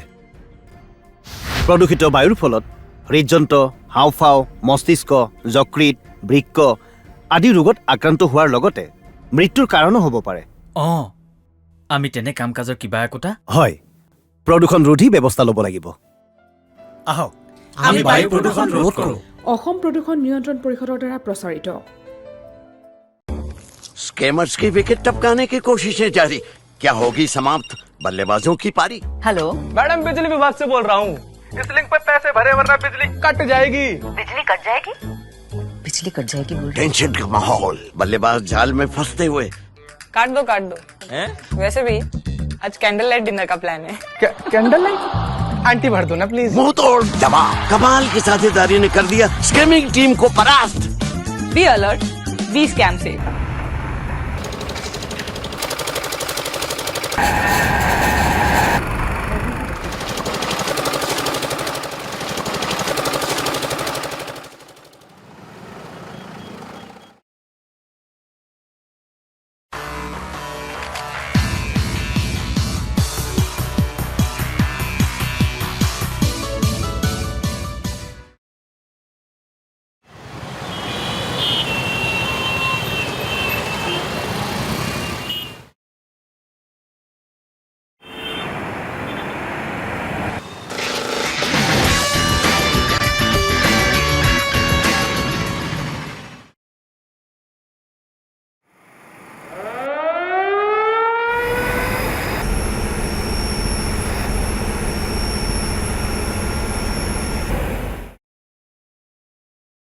অসম প্ৰদূষণ নিয়ন্ত্ৰণ পৰিষদৰ দ্বাৰা প্ৰযোজিত আৰু প্ৰচাৰিত।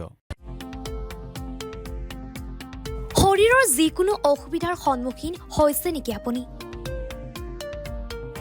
শাৰীৰিক সমস্যাৰ প্ৰতিকাৰ কেৱল আমি দিম। অভিজ্ঞ চিকিৎসকে দিব সুপৰামৰ্শ। প্ৰতি সপ্তাহত থাকিব বিভিন্ন ৰোগৰ বিশেষজ্ঞ চিকিৎসক। চাবলৈ নাপাহৰিব এনি ভাৰত 24ৰ বিশেষ অনুষ্ঠান স্বাস্থ্য বিশেষ।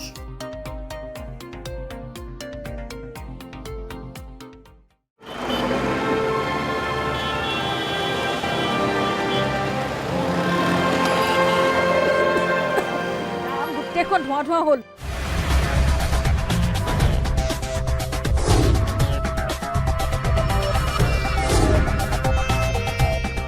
প্ৰদূষণ, গাড়ী মটৰৰ বাবে প্ৰদূষণ। এই প্ৰদূষণবোৰ বন্ধ কৰিব নোৱাৰিনে?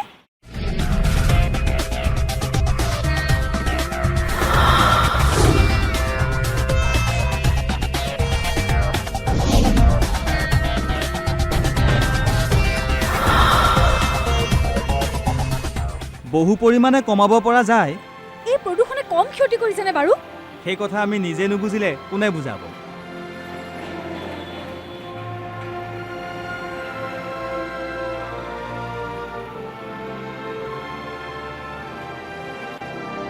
অসম প্ৰদূষণ নিয়ন্ত্ৰণ পৰিষদৰ দ্বাৰা প্ৰযোজিত আৰু প্ৰচাৰিত।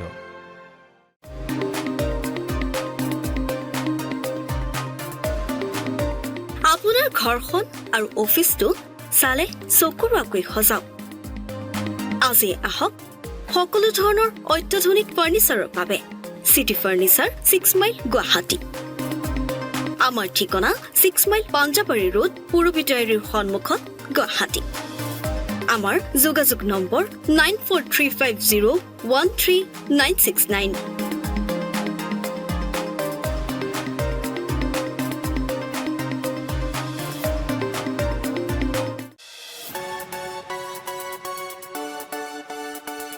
ৰঙাপাৰাবাসীৰ বাবে সুখবৰ। আপুনি যদি দুচকীয়া বাহন ক্ৰয় কৰিব বিচাৰিছে তেন্তে এতিয়াৰ পৰা আৰু চিন্তাৰ কোনো প্ৰয়োজন নাই।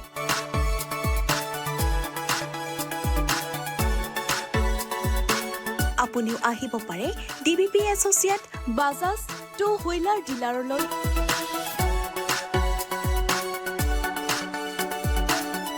আমাৰ ঠিকনা হৈছে ৱাৰ্ড নং 8 ঠাকুৰবাৰী ৰোড, ডাকঘৰ ৰঙাপাৰা, জিলা শোণিতপুৰ, অসম। আমাৰ যোগাযোগ নম্বৰ হৈছে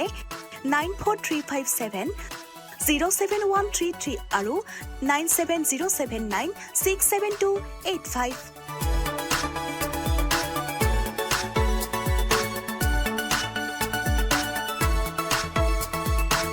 बिजनेस रजिस्टर हो गया? यस, सिर्फ करंट अकाउंट बाकी है। करंट अकाउंट के लिए तो SBI बेस्ट है। US मशीन मिलेगा और QR कोड भी। Best cash deposit limit, east और वेस्ट इंडस्ट्री में बेस्ट। सबको पता है।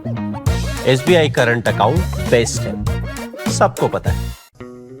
এ বাইদেউ কি কৰে জাবৰ পেলাওঁ আকৌ এইবোৰ এই পলিথিন প্লাষ্টিকৰ জাবৰবোৰ সদায়তো এই নলাটোতেই পেলাই আহিছোঁ পলিথিন প্লাষ্টিক পেলাই নলাটো একেবাৰে বন্ধ কৰি পেলাইছে পানী ওলাই যাব নোৱাৰে নহয়নে বাইদেউ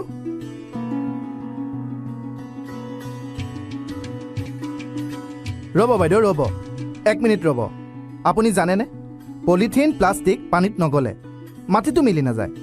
আপোনালোকে সেইবোৰ নলাত পেলায় আৰু গুট খাই নলাটো বন্ধ হৈ যায় হ'ব আৰু নেপেলাওঁ দিয়ক জ্বলায়ে দিম আৰু বেছি বেয়া হ'ব জ্বলালে বায়ু বিষাক্ত হ'ব তেনেহ'লে কি কৰিম জাবৰ নিবলৈ অহা নাইবা ফেৰিৱালাক দি দিব তেওঁলোকে কাৰখানাত বেচিব আৰু কাৰখানাত নতুন বস্তু বনাব বুজিলেনে বুজিলো প্লাষ্টিক পলিথিন য'তে ত'তে নেপেলাব আৰু নজ্বলাব নিবলৈ অহা মানুহকে দি দিবচোন 2 পইচা পাব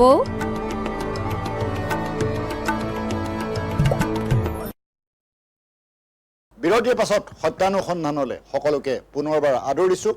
আমি এটা গুৰুত্বপূৰ্ণ বিষয়ত আলোচনা কৰি আছোঁ বিৰোধীত কেতিয়া হ'ব আসনৰ বিতৰণ এই বিষয় লৈ দুগৰাকী অতিথিৰ সৈতে মই আলোচনা কৰিছোঁ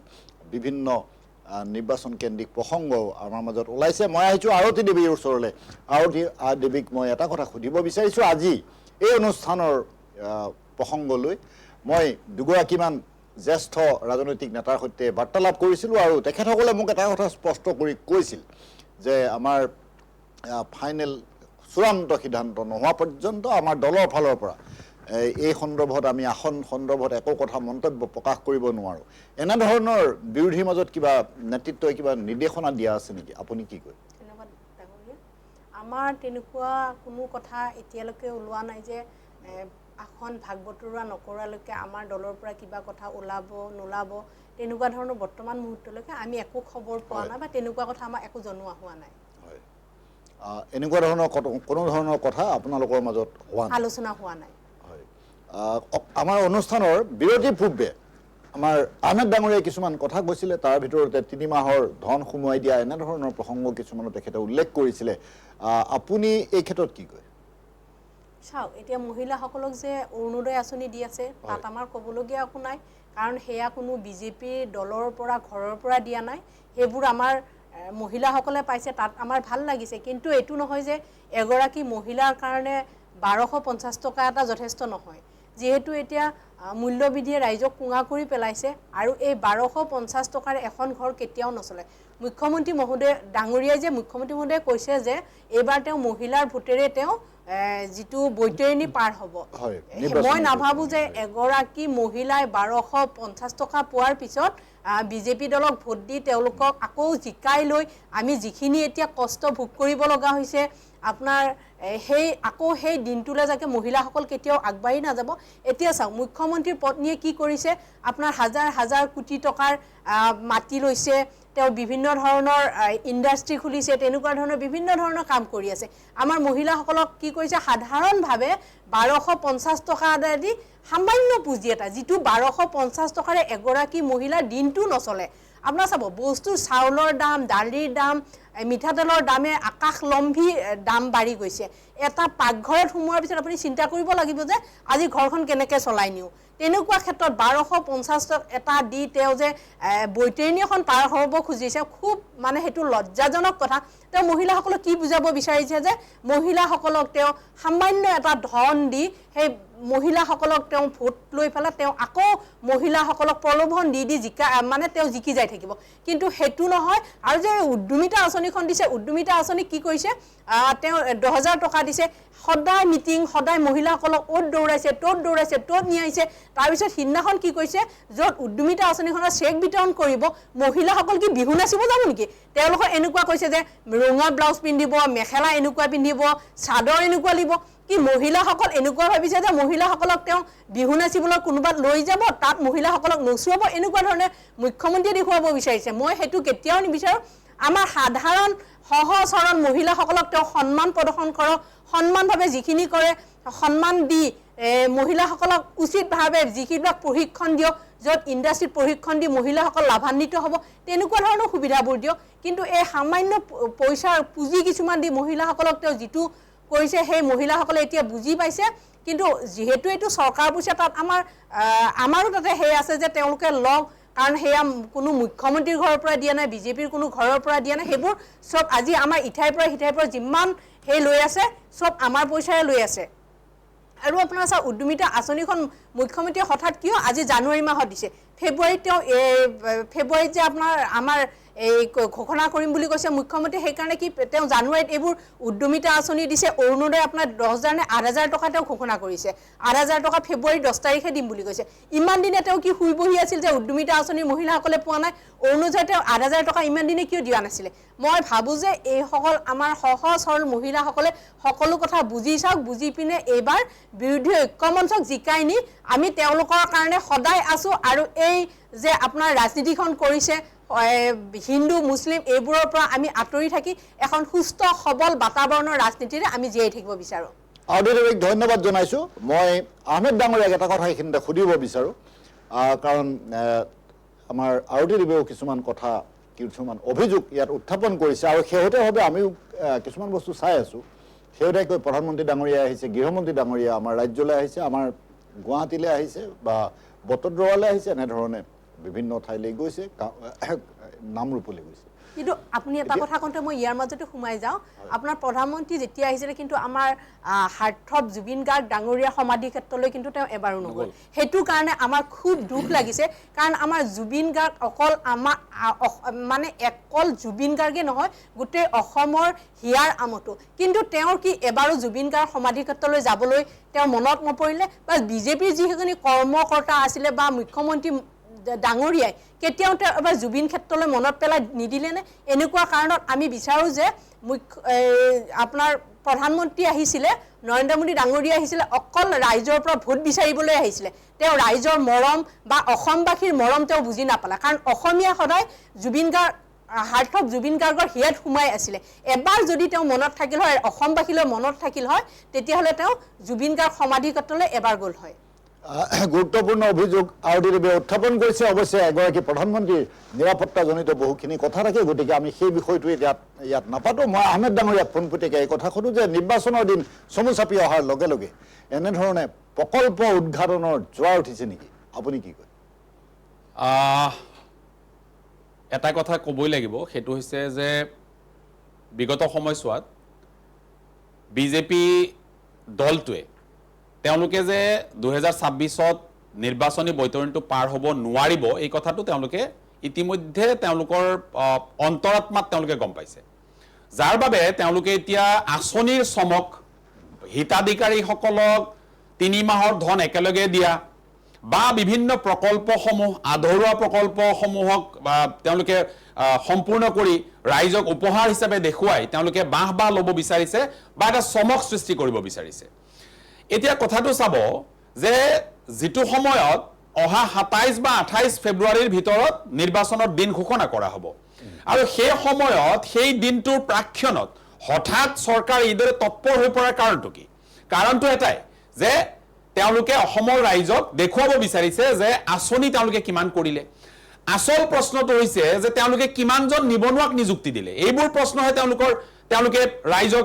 জনাব লাগে। আজি প্ৰশ্ন উত্থাপন হৈছে যে কিমানজন নিবনুৱাক তেওঁলোকে চাকৰি দি সংস্থাপিত কৰিলে। এই প্ৰশ্নৰ উত্তৰ কিন্তু বিজেপিৰ হাতত নাই। আজি অসমলৈ যেতিয়া গৃহমন্ত্ৰী আহিল, বৰ লাজ পালো যেতিয়া গৃহমন্ত্ৰী গৰাকী যেতিয়াই অসমলৈ আহে নিৰ্বাচনৰ আগে আগে, তেতিয়াই তেওঁলোকৰ মুখত আখৈ ফুটা দি ফুটে যে আপোনালোকে আমাক আৰু 5টা বছৰ দিয়ক, আমি অসম গোটেই বিদেশী মুক্ত কৰি দিম, আমি গোটেই অসমৰ ভূমি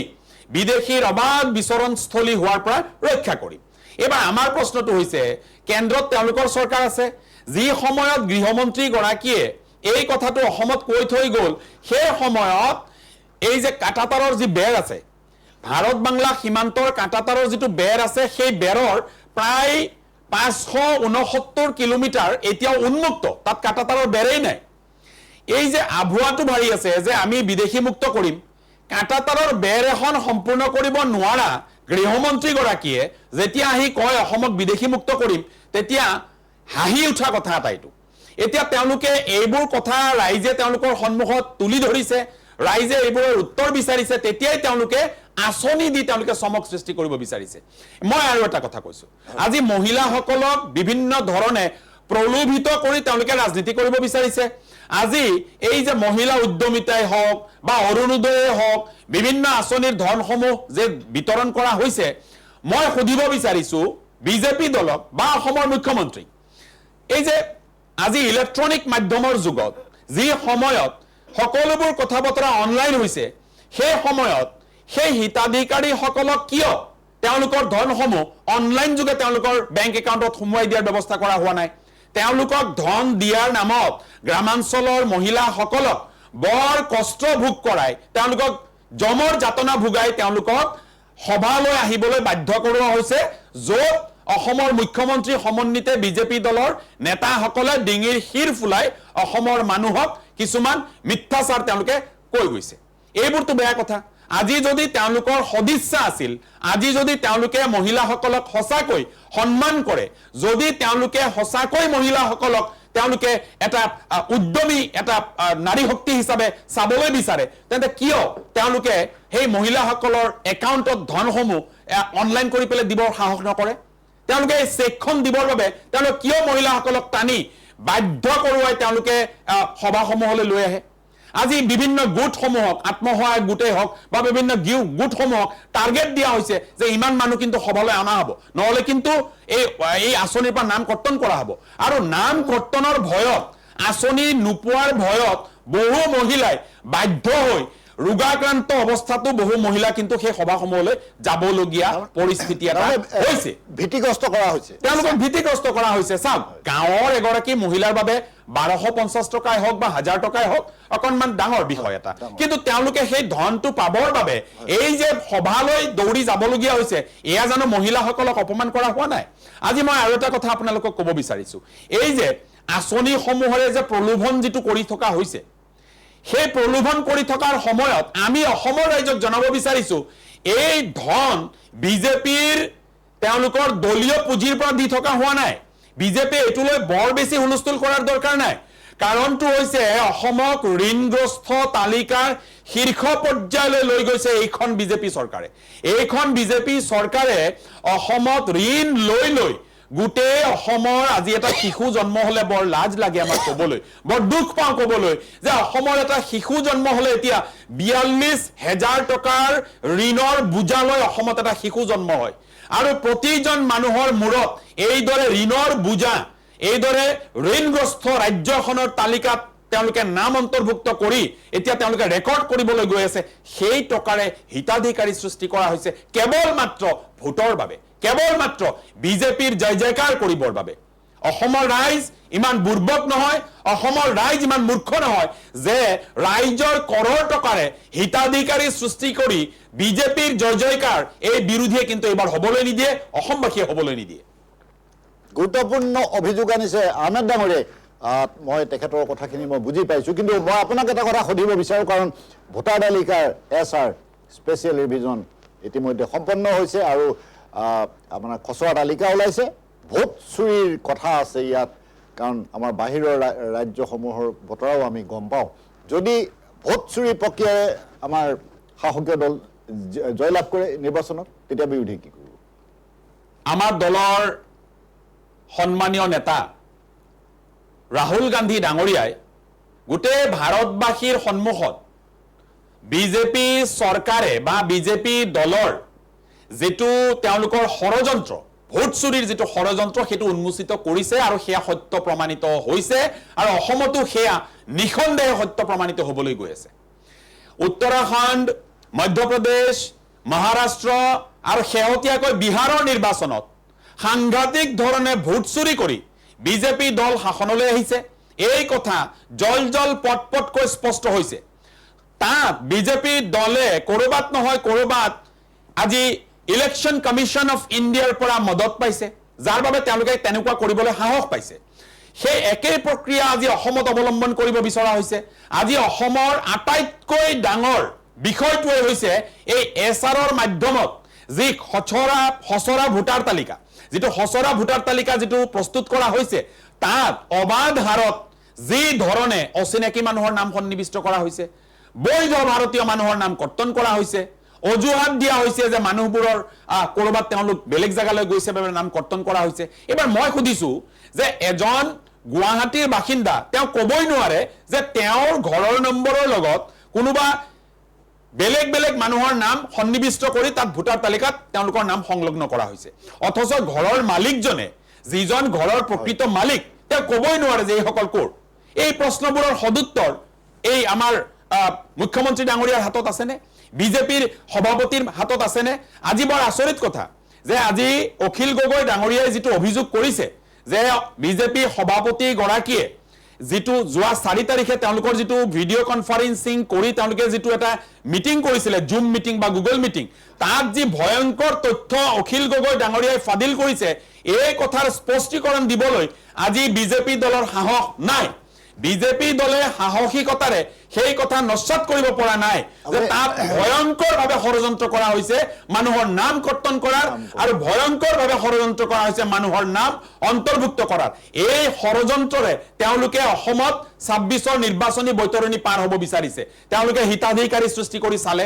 তাত তেওঁলোক সফল নহল। কাৰণটো হৈছে অসমৰ প্ৰতিজন হিতাধিকাৰী এতিয়া নিজৰ বিবেকক প্ৰশ্ন কৰি গম পাইছে যে আমাক 1250 টকাকৈ দিছে, কিন্তু ঋণগ্ৰস্ত এটা ৰাজ্য হিচাপে চিহ্নিত হোৱাৰ পিছত ঋণ লৈ আমাক এই টকা তেওঁলোকে দিছে, আৰু এই টকা তেওঁলোকে সুদে মূলে আমাৰ পৰাই বিভিন্ন ধৰণে আমাৰ মূৰৰ ওপৰত কৰৰ বোজা জাপি দি তেওঁলোকে উচুল কৰিব। আজি চাব, নৱবৰ্ষৰ পহিলা দিনটোতেই এই চৰকাৰখনে মাধমাৰ সোধাই প্ৰতিগৰাকী গৃহিণীয়ে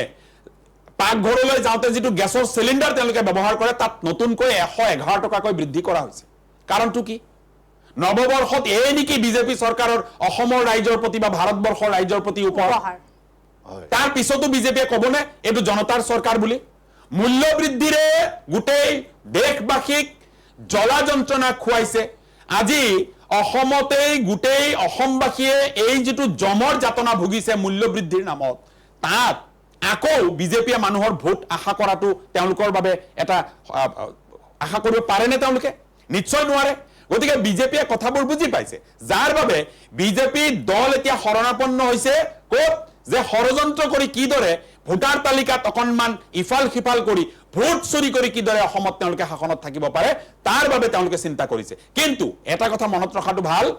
যে বিহাৰ হওক, মহাৰাষ্ট্ৰ হওক, মধ্যপ্ৰদেশ হওক, উত্তৰাখণ্ড হওক, য'ত তেওঁলোক সফল হৈছে, এই কথা কিন্তু এইবাৰ অসমত সফল হ'ব নিদিয়ে বিৰোধীয়ে। তাৰ বাবে প্ৰবল জনমত গঢ়ি তোলা হ'ব, প্ৰবল প্ৰতিবাদ গঢ়ি তোলা হ'ব যে ভোট চুৰি কোনো কাৰণত অসমত হ'বলৈ দিয়া নহ'ব। গুৰুত্বপূৰ্ণ কথা কৈছে আহমেদ ডাঙৰীয়াই, আৰু আহমেদ ডাঙৰীয়াৰ কথাখিনি শুনি মোৰ পুনৰবাৰ মনত পৰিছে অখিল গগৈ ডাঙৰীয়ালে। অখিল গগৈ ডাঙৰীয়াই কিছুদিনৰ আগতে এটা কথা, গুৰুত্বপূৰ্ণ কথা কৈছিলে যে বিৰোধী যদি গাঁওবুঢ়াৰ দৰে বহি থাকে, তেতিয়াহ'লে এইবাৰো বিজেপি দলক পৰাজিত কৰিব পৰা নাযাব আমাৰ অসম ভূমিত। আৰু আজি মই এই কথা বুজি পাইছোঁ, আমাৰ আহমেদ ডাঙৰীয়াৰ কথা শুনি মই বুজি পাইছোঁ যে বিৰোধী গাঁওবুঢ়াৰ দৰে বহি থকা নাই। অখিল গগৈ ডাঙৰীয়াই হয়তো অকণমান ভুল কথা কৈছিলে। বিৰোধীয়ে প্ৰতিবাদ কৰিব শিকিছে, প্ৰতিবাদ কৰিবলৈ জানিছে, তেখেতসকলে পৰিকল্পনা কৰিছে। কিন্তু আহমেদ ডাঙৰীয়াই আৰু এটা কথা স্পষ্ট কৰিব নেকি যে এই আসনৰ যি বিভাজন, আপোনালোকৰ এই আসনৰ বিভাজন কেতিয়া মানে স্পষ্ট হ'ব পাৰে? চাওক, নিৰ্বাচনলৈ আৰু কেইটামান মাহ বাকী আছে, তো নিঃসন্দেহে আসন ভাগ বটোৱাৰাক লৈ যিটো কথা, এইটো সৰু কথা এটা। এইটো দলৰ আমাৰ 3-4টা দল বা 5টা দল আমি যি আছো তেওঁলোকৰ আভ্যন্তৰীণ বিষয় এটা। আৰু মই এইটো কথা আৰু অলপ স্পষ্ট কৰি দিলে বেছি ভাল হ'ব অসমৰ ৰাইজৰ বাবে, যে য'ত মই কংগ্ৰেছ দলৰ কথা ক'ম যে আমাৰ দলৰ সন্মানীয় সভাপতি গৌৰৱ গগৈ ডাঙৰীয়াই ইতিমধ্যে কথাটো অকণমান স্পষ্ট কৰিছে।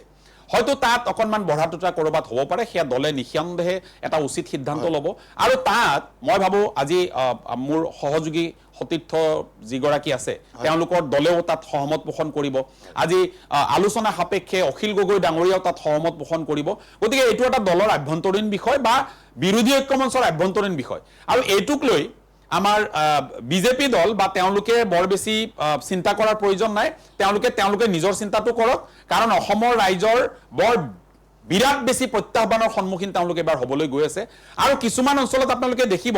যে বিজেপি দলৰ প্ৰাৰ্থীক এইবাৰ কিন্তু সাংঘাতিক ধৰণে মানুহে প্ৰত্যাহ্বান থিয় কৰাব ৰাইজে প্ৰশ্ন কৰিব তেওঁলোকক আৰু ৰাইজৰ প্ৰশ্নৰ সন্মুখত টিকিব নোৱাৰি তেওঁলোকে ৰাজনৈতিক পথাৰ কিন্তু ত্যাগ কৰিব লাগিব তেনেকুৱা ধৰণৰ পৰিৱেশ কিন্তু অসমত হ'বলৈ গৈ আছে এইটো মনত ৰখাটো ভাল আৰু এই যে বিৰোধীক লৈ পেলাই ইমান চিন্তা আজি আমি দেখিছো যে অসমৰ মুখ্যমন্ত্ৰীগৰাকীয়ে হততে এই তিনি গগৈক লৈ পেলাই চিন্তা অখিল গগৈক লৈ তেওঁৰ চিন্তা লুৰিণজ্যোতি গগৈক লৈ তেওঁৰ চিন্তা গৌৰৱ গগৈক লৈ তেওঁৰ চিন্তা তেওঁ নিজৰ দলটো সম্ভালক তেওঁ নিজৰ দলটো কি হ'ব এইটো চিন্তা কৰক বিৰোধী কিদৰে চলিব এইটো বিৰোধীয়ে চিন্তা কৰিব মই আপোনাক আৰু এটা কথা ইয়াত সংলগ্ন কৰি ক'ব বিচাৰিছো এই দলটো এওঁলোক এনেকুৱা এটা দল যিটো দলে ইমান সাংঘাতিক মিথ্যাচাৰৰ আশ্ৰয় লয় যে তেওঁলোকে নিৰ্বাচনৰ কিছুদিন আগত তেওঁলোকে এটা নেৰেটিভ অসমত সৃষ্টি কি কৰিলে আপোনালোকে দেখিলে যে মিয়া বিদ্বেষ মুছলমান বিদ্বেষ আৰু মুখ্যমন্ত্ৰী গৰাকীয়ে বৰ দম্ভালি মাৰি ক'লে যে মিয়াৰ ভোট আমাক নালাগে এইটো আপোনালোক সকলোৱে জানে অন ৰেকৰ্ড এই কথাবোৰ আছে আপোনালোকৰ টিভি ষ্টুডিঅ'টো হয়তো আছে বজালে আপোনালোকে গম পাব যে মিয়াৰ ভোট আমাক নালাগে বুলি ক'লে একে সময়তে তেওঁৰ এই নেৰেটিভটোক সম্পূৰ্ণ নস্যাৎ কৰি তেওঁ দলৰে সভাপতি দিলীপ শইকীয়াই ক'লে যে চৰ্ত সাপেক্ষে মিয়াৰ ভোট আমাক লাগে এতিয়া আপুনি কি ক'ব এই দলটো এনেকুৱা এটা দল এতিয়া শেষত তেওঁলোকে ৰাজনৈতিক বৈতৰণি পাৰ হ'বৰ বাবে তেওঁলোকৰ ঘৃণাৰ পাত্ৰ মিয়াসকলৰ ভোট ল'বৰ বাবে তেওঁলোকে নিৰ্লজ্জভাৱে মিয়াৰ ওচৰত শৰণাপন্ন হ'বলগীয়া হৈছে ইয়াতকৈ লাজ লগা বিষয় অসমৰ ৰাজনীতিত কেতিয়াও হোৱা নাছিল আজি বৰ আচৰিত কথা এইটো যে যিটো দলে মিয়াৰ ভোট নালাগে বুলি কৈছে সেই দলৰ সভাপতিগৰাকী এতিয়া মিয়াৰ শৰণাপন্ন হৈছে আৰু এটা আচৰিত কথা এই দলটোৰ যিটো তেওঁলোকৰ মাইনৰিটি সেল আছে তেওঁলোকৰ যিটো সংখ্যালঘু মৰ্চা আছে তাত ইমান বেছি মিয়া সোমাইছে আপুনি চাব যে আৰু হয়তো 5টা বছৰৰ পিছত বিজেপি দলৰ সভাপতিগৰাকী এজন মিয়া হ'বলৈ গৈ আছে তেওঁলোকে ইমান বেছি মিয়াক তেওঁলোকৰ দলত প্ৰশ্ৰয় দিছে তাৰ পিছত তেওঁলোকে এই সকলক অচিনাকি মানুহ বুলি কয় সেই সকলক তেওঁলোকে কংগ্ৰেছ দলৰ সদস্য বুলি কয় আৰে আমিতো কৈছোই যে আমাৰ দলত মিয়া মুছলমান হিন্দু খ্ৰীষ্টান জৈন কাৰ্বি বড়ো ৰাভা মিৰি মিচিং গোটেই মানুহখিনিক লৈ আমাৰ দল গঠিত হৈছে আমি কোনো মিয়া বিদ্বেষ বিয়পাব বিচৰা নাই আমি কোনো হিন্দু বিদ্বেষ বিয়পাব বিচৰা নাই আমি কোনো বড়ো বিদ্বেষ বিয়পাব বিচৰা নাই আমি বৰ অসমৰ ভেটি গঢ়িব বিচাৰিছো অসমৰ প্ৰতিজন নাগৰিকক লৈ কংগ্ৰেছ দল আগুৱাব বিচাৰিছে মিয়া বিদ্বেষ মুছলমান বিদ্বেষ বিয়পোৱাটো বিজেপিৰ কাম সেইটো ওপৰে ওপৰে কৈ গোটেই দলটো দেখোন এতিয়া গোটেই মিয়াৰ সাম্ৰাজ্য কৰি পেলাইছে লাজ লাগিব লাগে তেনেবোৰ কথা বতৰা কওঁতে তেনেবোৰ ৰাজনীতি কৰিবলৈ তেওঁলোকে অকণমান লাজ পোৱাটো দৰকাৰ আহমেদ ডাঙৰীয়াক ধন্যবাদ জনাইছো তেখেতে বহুকেইটা গুৰুত্বপূৰ্ণ কথা ক'লে আৰতি দেৱে এটা কথা ক'ব নেকি আমি কেইবাটাও দলৰ ক্ষেত্ৰত আমি এই কথা গম পাইছোঁ যে কংগ্ৰেছৰ শীৰ্ষ নেতৃত্বৰ সৈতে আপোনালোকৰ আলোচনা হৈছে আৰু দুটামান দলৰ কথা মই জানো ব্যক্তিগতভাৱে তেখেতসকলে প্ৰাৰ্থীৰ তালিকা মানে সমষ্টিৰ তালিকা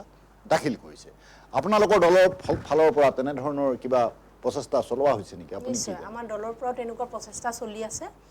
আমাৰ সভাপতি লুৰিণজ্যোতি গগৈ ডাঙৰীয়া গৌৰৱ গগৈ অখিল গগৈ গোটেইকেইজনে বহি আমাৰ কিমানজন কেণ্ডিডেট দিব কিমানখন জিলাত দিব তেনেধৰণে আলোচনা কৰি সহমত পোষণ কৰিছে হয় গুৰুত্বপূৰ্ণ কথা কৈছে আৰতি দেৱীয়ে মই আহিছোঁ আহমেদ ডাঙৰীয়াৰ ওচৰলৈ পুনৰবাৰ আহমেদ ডাঙৰীয়াক এটা কথা সুধিব বিচাৰিছোঁ গৌৰৱ গগৈ ডাঙৰীয়াৰ বাবে এইটো প্ৰথমটো পৰীক্ষা হ'ব চাগে ৰাজ্যত এই পৰীক্ষাত গগৈ ডাঙৰীয়া উত্তীৰ্ণ হ'বনে এইটো খুব সুন্দৰ প্ৰশ্ন এটা মই আপোনাক ধন্যবাদ জনাইছোঁ গৌৰৱ গগৈ ডাঙৰীয়াৰ যিটো সক্ষমতা গৌৰৱ গগৈ ডাঙৰীয়াৰ যিটো গ্ৰহণযোগ্যতা বা গৌৰৱ গগৈ ডাঙৰীয়াৰ যিটো পাৰদৰ্শিতা ৰাজনৈতিকভাৱে তেওঁ যে অতি পৰিপক্ক তেওঁ যে ৰাজনৈতিকভাৱে ইমান সিদ্ধহস্ত সেই কথাটোৰ প্ৰমাণ বিগত লোকসভা নিৰ্বাচনত তেওঁ দেখুৱাইছে বিগত লোকসভা নিৰ্বাচনত আজিৰ এগৰাকী মন্ত্ৰী অসম চৰকাৰৰ কেবিনেট মন্ত্ৰীয়ে কৈছিল যে গৌৰৱ গগৈ ডাঙৰীয়া যদি যোৰহাটৰ পৰা নিৰ্বাচিত হয় তেওঁ ৰাজনীতি ত্যাগ কৰিব বৰ আচৰিত কথা তেওঁ দেখোন এতিয়াও তেওঁৰ মন্ত্ৰিত্বৰ পদটোক খামুচি বহি আছে এইটোতো কোনো বিবেকবান মানুহে নকৰে কোনো সন্মান থকা আত্মসন্মান থকা কোনো মানুহে এটা প্ৰতিশ্ৰুতি দিলে সেয়া পালন কৰিব লাগে কিন্তু সেইগৰাকী হাজৰিকা উপাধিৰ এগৰাকী মন্ত্ৰীয়ে আজি কৈছিলে যে গৌৰৱ গগৈ ডাঙৰীয়াক পৰাস্ত কৰা হ'ব কোনো কাৰণত গৌৰৱ গগৈ ডাঙৰীয়া জিকিব নোৱাৰে আৰু যোৰহাটবাসী ৰাইজে খুব সুন্দৰ সিদ্ধান্ত লৈ গৌৰৱ গগৈ ডাঙৰীয়াক বিপুল ভোটত আজি লোকসভালৈ নিৰ্বাচিত কৰি পঠিয়াইছে লগতে মই আৰু এটা কথা ক'ম গোটেই ভাৰতবৰ্ষৰ ৰাইজে গৌৰৱ গগৈ ডাঙৰীয়াৰ যিটো পাৰদৰ্শিতা ভাষাৰ ক্ষেত্ৰতেই কওক বা গৌৰৱ গগৈ ডাঙৰীয়াৰ যিটো বিচক্ষণ ৰাজনীতিক যি তেওঁৰ পৰিপক্কতা সেইটো তেওঁ প্ৰদৰ্শন কৰিছে আজি লোকসভাত সগৌৰৱেৰে যিগৰাকী ব্যক্তিয়ে অসমক প্ৰতিনিধিত্ব কৰি যেতিয়া তেওঁ ভাষণ প্ৰদান কৰে বা বিষয়সমূহ যেনেকৈ সাৱলীলভাৱে তেওঁ উত্থাপন কৰে তাত অসমীয়া হিচাপে আমি গৰ্ববোধ কৰোঁ এগৰাকী কংগ্ৰেছৰ কৰ্মী হিচাপে আমি গৰ্ববোধ কৰোঁ গোটেই অসমবাসীয়ে তেওঁক লৈ গৰ্ববোধ কৰে আজি গৌৰৱ গগৈ ডাঙৰীয়াক লৈ অসমবাসীয়ে গৌৰৱ কৰে সেই সময়ত নিঃসন্দেহে কংগ্ৰেছ দলৰ হাইকমাণ্ডে গৌৰৱ গগৈ ডাঙৰীয়াৰ নেতৃত্বতেই 2026 নিৰ্বাচনটো হ'ব লাগে বুলি নিৰ্বাচনৰ প্ৰাক্ষণত বৰ বেছি দিন হোৱা নাই তেওঁক সভাপতি হিচাপে প্ৰক্ষেপ কৰাত তেওঁক কিন্তু সৰ্বসন্মতভাৱে অসম কংগ্ৰেছৰ তেওঁক সভাপতি হিচাপে দায়িত্ব দিয়া হৈছে আৰু সভাপতি হিচাপে দায়িত্ব গ্ৰহণ কৰাৰ পিছৰে পৰা অসমৰ যিটো ৰাজনৈতিক পৰিৱেশ সেই পৰিৱেশটোত গৌৰৱ গগৈ ডাঙৰীয়াই যিটো গ্ৰহণযোগ্যতা অৰ্জন কৰিছে ই নিঃসন্দেহে 2026ত গৌৰৱ গগৈ ডাঙৰীয়াৰ নেতৃত্বত গৌৰৱ গগৈ ডাঙৰীয়াক মুখ্যমন্ত্ৰী হিচাপে যি তেওঁ এটা কৌশলপূৰ্ণ ৰাজনীতি অৱলম্বন কৰিছে সেই ৰাজনীতিত তেওঁ সফল হ'ব 2026ত অসমবাসীয়ে কংগ্ৰেছ তথা বিৰোধী ঐক্যমঞ্চৰ নেতৃত্বত এটা সুস্থিৰ চৰকাৰ পাব যাৰ নেতৃত্ব বহন কৰিব গৌৰৱ গগৈ ডাঙৰীয়াই আহমেদ ডাঙৰীয়াক ধন্যবাদ জনাইছোঁ এটা গুৰুত্বপূৰ্ণ বিষয়ত আমি আলোচনা কৰি আছোঁ কিন্তু আমাৰ অনুষ্ঠানৰ সময় চমু চাপি আহিছে মই শেষবাৰৰ বাবে পুনৰবাৰ আহমেদ ডাঙৰীয়াৰ ওচৰলৈ আহিছোঁ আৰু তেখেতক এটা কথা মই সুধিব বিচাৰোঁ আৰু এই কথা সুধিয়েই মই অনুষ্ঠান সামৰিম মই আপোনাক এই মুহূৰ্তত এটা কথা সুধোঁ গৌৰৱ গগৈ ডাঙৰীয়াৰ কথা গোটেইখিনি বুজি পালোঁ কিন্তু মূল প্ৰশ্নটো হৈছে অখিল গগৈ ডাঙৰীয়াৰ কথা কংগ্ৰেছে নুশুনে এই কথাটো আমি দীৰ্ঘদিনৰ পৰা লক্ষ্য কৰি আছোঁ এইটো এটা সম্পূৰ্ণ অভিযোগ অখিল গগৈ ডাঙৰীয়াৰ কথা কংগ্ৰেছে নুশুনেতো এটা অভিযোগ চাওক এটা মিত্ৰ জোঁট যেতিয়া হৈছে তাত অখিল গগৈ ডাঙৰীয়াৰ ক'বলগীয়া বহু কথা থাকিব আৰু নিঃসন্দেহে লুৰিণজ্যোতি গগৈ ডাঙৰীয়াৰো বহু কথা ক'বলগীয়া থাকিব বা আমাৰ দলৰ সভাপতি গৌৰৱ গগৈ ডাঙৰীয়াৰো ক'বলগীয়া বহু কথাই থাকিব আৰু সেইটো কোনোবাই যদি তাক নেৰেটিভ সৃষ্টি কৰে যে নাই অখিল গগৈৰ কথাটো গৌৰৱ গগৈ নুশুনে বা কংগ্ৰেছ দলে নুশুনে বা লুৰিণজ্যোতি গগৈৰ কথাটো কংগ্ৰেছে নুশুনাৰ প্ৰশ্নটো ইয়াত অহা নাই প্ৰশ্নটো আহিছে যে আমি দাবী সকলোৱে উত্থাপন কৰিছোঁ কংগ্ৰেছ দলে উত্থাপন কৰিছোঁ যে আমি 100টা সমষ্টিত নিৰ্বাচন খেলিম বা তেওঁলোকৰ দাবীটো উত্থাপন কৰিছে আমি 42টাত খেলিম কোনোবাই হয়তো কৈছে আমি 26টাত খেলিম এইটো এটা আলোচনা যিহেতু এটা নিৰ্বাচনৰ প্ৰাক্ষণৰ এটা আলোচনা আৰু এই আলোচনাটো সফল হ'ব যেতিয়া আমি এই ক্যালকুলেটিভ যেতিয়া ডিসকাশনটো আমি কৰিম যে কাৰ দলৰ কোত গণভিত্তিটো বেছি আছে কোত প্ৰাৰ্থী প্ৰক্ষেপ কৰিলে সেই গৰাকী প্ৰাৰ্থী জয়ী হৈ অহাৰ সম্ভাৱনাটো বেছি আছে নিখন্দেহে সেই কথা বতৰাবোৰ আলোচনা হ'বৰ সময় আছে এটো এনেকুৱা নহয় যে আজি বিজেপি দলৰ মূৰৰ কামৰণি হৈছে বাবে আমি একেবাৰে বৰ খৰখেদাকৈ এনেকুৱা এটা সিদ্ধান্ত ল'ব লাগে গৌৰৱ গগৈ ডাঙৰীয়া যথেষ্ট সিদ্ধহস্ত এগৰাকী ৰাজনীতিবিদ যথেষ্ট পৰিপক্ক ৰাজনীতিবিদ গতিকে উচিত আৰু সময়োচিত তেওঁ পদক্ষেপ আৰু সিদ্ধান্ত ল'ব সেই সিদ্ধান্ত মই ভাবো সৰ্বসন্মতভাৱে বিৰোধী ঐক্যই গ্ৰহণ কৰিব আৰু এটা সন্মিলিত প্ৰচেষ্টাৰে আমি আমাৰ নিৰ্বাচনী যিটো যুঁজ সেইটো আমি অব্যাহত ৰাখিম